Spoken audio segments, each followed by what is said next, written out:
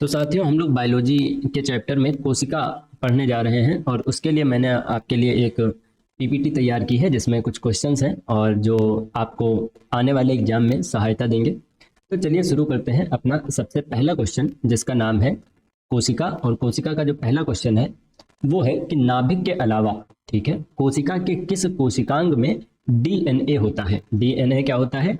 D oxy ribo nucleic अम्ल। ठीक है, तो नाभिक के अलावा ये किस में पाया जाता है? तारक केंद्र में, गाल्जी उपकरण में, लाइसोसोम में या माइटोकॉन्ड्रिया में। तो आपको पता होगा कि जो माइटोकॉन्ड्रिया है उसके अंदर जो है डीएनए पाया जाता है। ठीक है, डीएनए के साथ इसमें कुछ मात्रा में प्रोटीन संश्लेषण भी होता है।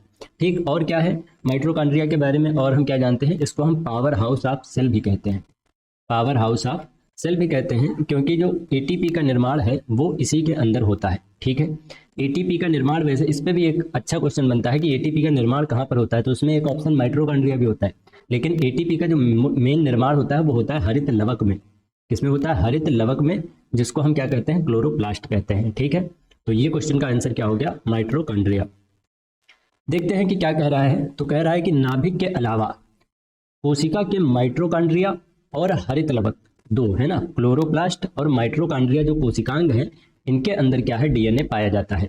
डीएनए क्या है? एक आनुवांशिक पदार्थ होता है जो जीवों के लक्षणों की संकेत सूचनाओं को जन्मपत्री की भांति जनक से संतानों में ले जाता है। और क्या है कि डीएनए की खोज किसने की थी? तो फ्रेडरिक मिशर ने की थी। किसने की थी? फ्रेडरिक मिशर ने की थी। तथा डीएनए की जो डबल हेलिक्स मॉडल है ना, जो ऐसे टाइप से बना होता है, ठीक है, ये जो डबल हेलिक्स का मॉडल है इसको किसने दिया था? जेम्स वाटसन और फ्रांसिस क्रिक ने दिया था। तो यहाँ से काफी क्वेश्चन आपके तैयार होते हैं कि डीएनए की खोज किसने की? तो फ्रेडरिक मिशर ने की। डीएनए का डबल हेलिक्स मॉडल किसने दिया? तो जेम्स वाटसन और फ्रांसिस क्रिक ने दिया। ठीक है, और डीएनए किस में पाया जाता है? तो हरित लवक और माइटोकॉन्ड्रिया, ये जो दो भाग हैं इनमें डीएनए पाया जाता है। चलते हैं अपने अगले क्वेश्चन की तरफ। और अगला क्वेश्चन हमारा क्या कह रहा है कि सौर ऊर्जा एटीपी में बदलती है ना, जो अभी हमने आपको बताया। तो सौर ऊर्जा जो है एटीपी में किस में, कहाँ पे बदलती है? माइटोकॉन्ड्रिया में, क्लोरोप्लास्ट में, राइबोसोम में या परऑक्सीसोम में, या इनमें से कोई नहीं, या एक से अधिक। तो आपको पता है कि जो सौर ऊर्जा है वो एटीपी में किस में बदलती है? क्लोरोप्लास्ट के अंदर बदलती है। ठीक, क्लोरोप्लास्ट में क्यों? क्योंकि इसमें क्या पाया जाता है? क्लोरोफिल पाया जाता है। और ये जो क्लोरोफिल है ये प्रकाश संश्लेषण के लिए क्या है? जिम्मेदार होता है। ठीक है, तो इसका आंसर क्या हो गया? बी हो गया। चलिए इसका सॉल्यूशन देखते हैं। तो क्या कह रहे हैं? कह रहे हैं कि क्लोरोप्लास्ट में सौर ऊर्जा एटीपी में बदलती है। क्लोरोप्लास्ट क्या है? पादप कोशिकांग है जिसमें पर्णहरित या क्लोरोफिल नामक एक प्रोटीन युक्त जटिल रासायनिक यौगिक पाया जाता है।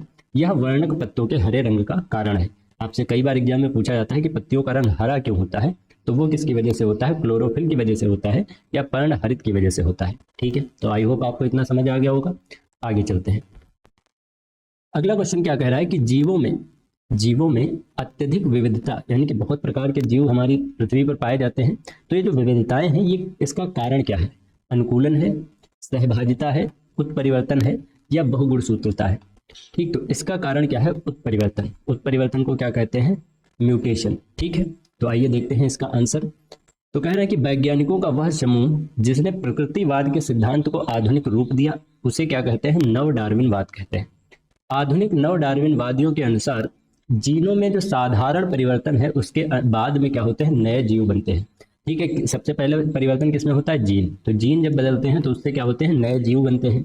और जब नए जीव बनते हैं तो उनके अंदर क्या होती हैं? विभिन्नताएं आती हैं। इन परिवर्तनों को उत्परिवर्तन या म्यूटेशन कहते हैं। ये परिवर्तन स्पष्टतः क्या होते हैं? वंशानुगत होते हैं तथा पीढ़ियों में वर्ण द्वारा नई जातियों की उत्पत्ति होती है। अगला क्वेश्चन हमारा क्या है? अगला क्वेश्चन कह रहे हैं कि निम्न में से किसमें लिंग गुणसूत्र नहीं होते हैं? कौन से लिंग गुणसूत्र जो हैं वो नहीं होते हैं? ऑप्शन है आपके बंदर, चीता, तितली या छिपकली। तो आपको ध्यान रखना है कि जो छिपकली है उसके अंदर लिंग गुणसूत्र नहीं होते हैं। छिपकली के बारे में आपको एक खास चीज बताएं कि छिपकलियां देखिए, एक मेल होती है, एक फीमेल होती है। ठीक है, तो ये जो मेल फीमेल होता है, जैसे हम लोग इंसानों में क्या होता है कि अगर दो एक्स एक्स गुणसूत्र मिल गए तो क्या हो जाता है? फीमेल बन जाता है। अगर एक्स वाई मिल गए तो क्या बन जाता है?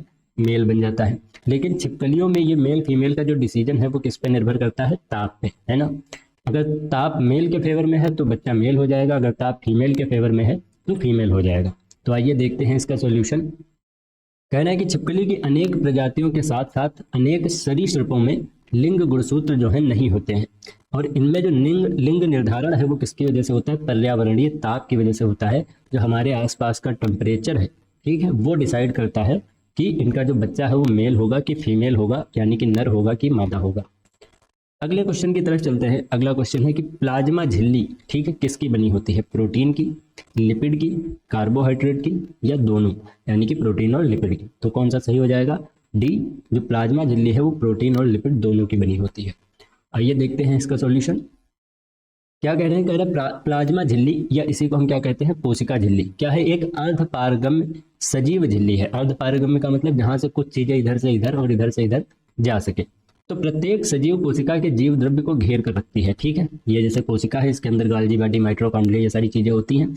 और क्या होता है इसमें? कोशिका द्रव्य भरा होता है, और उसके चारों तरफ जो झिल्ली होती है इसी को हम क्या कहते हैं? कोशिका झिल्ली या प्लाज्मा झिल्ली।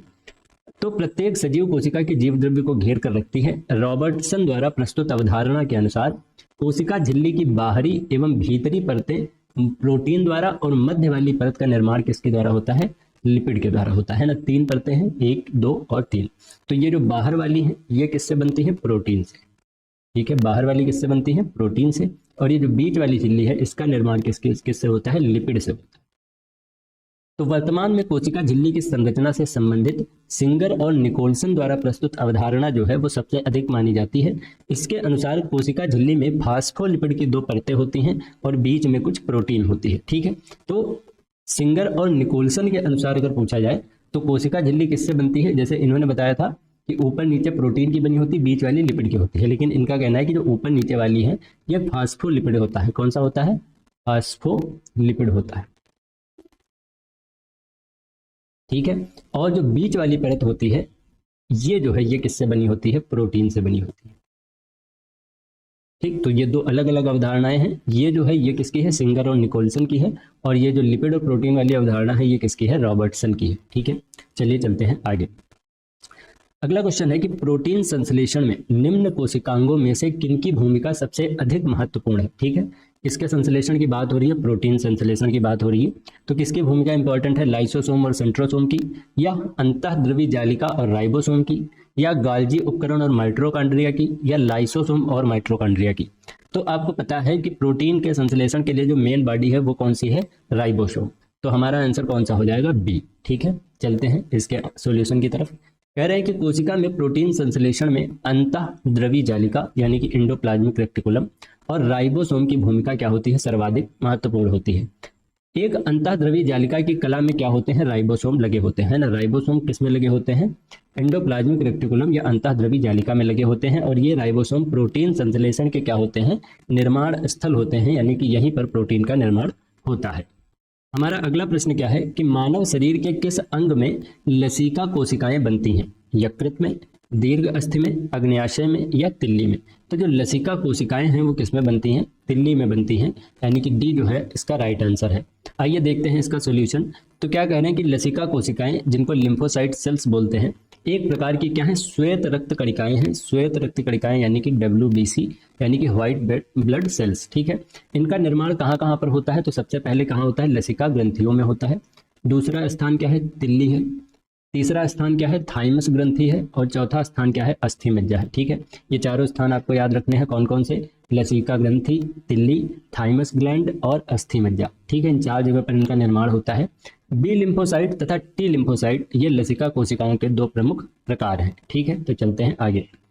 अगला प्रश्न हमसे क्या कह रहा है? कह रहा है कि निम्नलिखित में से कौन सा कथन प्राणियों में स्तंभ कोशिकाओं के प्रत्यारोपण के संदर्भ में असत्य है ना। कौन सा कथन गलत है ये हमें बताना है। सबसे पहले क्या कह रहे हैं कि ये जो स्तंभ कोशिकाएं होती हैं ये प्राणी में जीवन भर स्वयं गुणन करती हैं। दूसरा, ये अंगों के क्षतिग्रस्त ऊतकों की मरम्मत करती हैं। तीसरा, ये एक या अधिक प्रकार की विशिष्ट कोशिकाओं को बनाने की क्षमता रखती हैं। और चौथा, ये केवल भ्रूण में पाई जाती हैं। तो इसमें आपको असत्य कथन बताना है। तो असत्य कथन जो है वो है डी, यानी कि ये केवल भ्रूण में नहीं पाई जाती है, ठीक है। आइए देखते हैं इसका सॉल्यूशन। कह रहे हैं कि स्तंभ कोशिका, जिसको हम क्या कहते हैं? स्टेम सेल, क्या होती है? एक विभाजनशील कोशिका होती है, यानी कि इनका विभाजन होता रहता है, ठीक है। और स्वतः विभाजन की प्रक्रिया इनके अंदर होती है। ये विभाजित होकर किसका, देखिए, विशिष्ट कोशिकाओं का निर्माण करती हैं। किसका निर्माण करती हैं? विशिष्ट कोशिकाओं का निर्माण करती हैं। तथा ये अंगों के क्षतिग्रस्त ऊतकों की मरम्मत भी करती हैं। ये रहा हमारा दूसरा पॉइंट। और क्या करेंगे, स्तंभ कोशिकाएं शरीर के कई अंगों और ऊतकों में पाई जाती हैं। ठीक है, तो हमारा आंसर देखिए क्या हो गया, तो स्वयं गुणन करती हैं, मरम्मत करती हैं और विशिष्ट कोशिकाओं का निर्माण करती हैं और शरीर के कई अंगों में पाई जाती हैं, यानी कि केवल भ्रूण में नहीं पाई जाती है। ठीक है, तो इसका आंसर क्या हो गया था, डी। अब चलते हैं अगले प्रश्न पे। अगला प्रश्न क्या कह रहा है कि हमारे तंत्र में, ठीक है, हमारी जो बॉडी है, हमारा जो सिस्टम है, उसमें एटीपी, एटीपी का मतलब क्या होता है, एडिनोसिन ट्राइफॉस्फेट, अणुओं को उत्पन्न करने वाला पद कौन सा है? ग्लूकोज का अपघटन है, क्रिप्स चक्र है, अंतिम श्वसन श्रृंखला है या जल अपघटन है? तो जो एटीपी का निर्माण होता है, एटीपी यानी कि एडिनोसिन ट्राइफॉस्फेट, जिसे हम क्या कहते हैं, ऊर्जा के पैकेट होते हैं छोटे छोटे, तो इनका निर्माण जो होता है वो कहाँ पर होता है, क्रिप्स चक्र में होता है। आइए देखते हैं इसका सोल्यूशन। तो क्या है कि श्वसन तंत्र यानी कि रेस्पिरेटरी सिस्टम में अधिकतम एटीपी या एडिनोसिन ट्राइफॉस्फेट के अणुओं को उत्पन्न करने वाला पद कौन सा है, वो है क्रेब्स चक्र। यह चक्र कोशिका के किस भाग में होता है, तो ये माइटोकॉन्ड्रिया भाग में होता है। काफी इंपॉर्टेंट है, इसको याद रखिएगा। इस चक्र की खोज किसने की थी, हैंस क्रेब्स ने की थी। ठीक है, इसीलिए इसको क्या कहते हैं, क्रेब्स साइकिल या क्रेब्स चक्र कहते हैं। ठीक है, तो ये आज तक हमारे जो इंपॉर्टेंट क्वेश्चन थे 5 से, वो मैंने आपको यहाँ पर कराए हैं। आई होप आपको वीडियो पसंद आया होगा। मैं लंबे वीडियो भी लेके आऊँगा, लेकिन आप अपना प्यार इस पर दिखाइए और आप बताइए कमेंट सेक्शन में कि कैसा लगा आपको ये कंटेंट। धन्यवाद।